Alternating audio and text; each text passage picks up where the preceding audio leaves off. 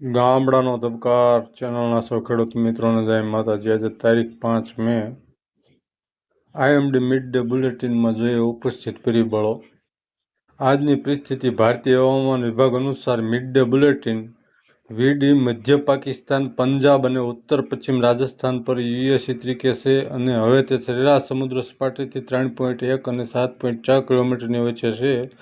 એક યુએસી ઉત્તર પૂર્વ રાજસ્થાન અને તેના આસપાસના વિસ્તાર પર છે અને તે સરેરાશ સમુદ્ર સપાટીથી 1.5 કિલોમીટર સુધી વિસ્તરે છે।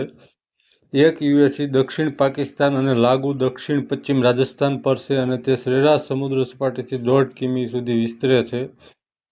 પૂર્વ પશ્ચિમ ટ્રફ પૂર્વ રાજસ્થાનથી મધ્યપ્રદેશ, દક્ષિણ પૂર્વ ઉત્તર પ્રદેશ અને ઝારખંડ થઈ તે ઉત્તર બાંગ્લાદેશ સુધી લંબાય છે અને તે સરેરાશ સમુદ્ર સપાટીથી 1.5 કિલોમીટર ઉપર છે। ઉત્તર પશ્ચિમ મધ્યપ્રદેશ પરનું યુએસી ઉપરોક્ત પૂર્વ પશ્ચિમ ટ્રફ સાથે વળી ગયું છે। મરાઠવાડાથી દક્ષિણ તમિલનાડુ સુધીનો ઉત્તર દક્ષિણ ટ્રફ હવે દક્ષિણ પૂર્વ મધ્યપ્રદેશથી મરાઠવાડા, તેલંગાણા, ઉત્તરાંતરિક કર્ણાટકમાં થઈ અને દક્ષિણાંતરિક કર્ણાટક સુધી લંબાય છે અને તે સરેરાશ સમુદ્ર સપાટીથી 0.9 કિલોમીટર ઉપર છે। એક યુએસી દક્ષિણ તમિલનાડુ અને તેના આસપાસના વિસ્તારો પર છે અને તે સરેરાશ સમુદ્ર સપાટીથી 0.9 કિમી પર છે। એક યુએસી ઉત્તર પૂર્વ આસામ અને તેના આસપાસના વિસ્તારો પર છે અને તે સરેરાશ સમુદ્ર સપાટીથી 1.5 કિલોમીટર યથાવત છે।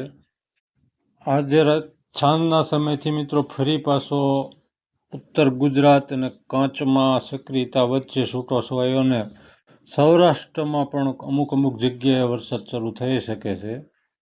જે આપણે સેટેલાઇટ પિક્ચરમાં જોઈએ તે ઉપર લેવલના જ વાદળો હોય છે, નીચલા લેવલના વાદળો હોતા નથી।